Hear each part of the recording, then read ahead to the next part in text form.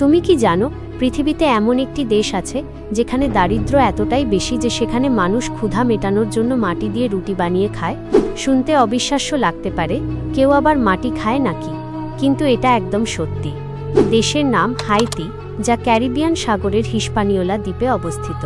এখানকার অবস্থা এতটাই করুণ যে মানুষ হলুদচে নরম মাটি ছেঁকে পানির সঙ্গে মিশিয়ে তাতে লবণ ও সামান্য তেল দিয়ে রোদে শুকিয়ে বিস্কুট বানায়, আর প্রকৃত খাবার না পাওয়ায় সেই মাটির বিস্কুটই খেয়ে তারা পেট ভরায়। আসলে 1492 থেকে 1697 সাল পর্যন্ত হাইতি ছিল স্পেনের দখলে। তারপর 1697 থেকে 1804 পর্যন্ত দেশটি ছিল ফ্রান্সের অধীনে।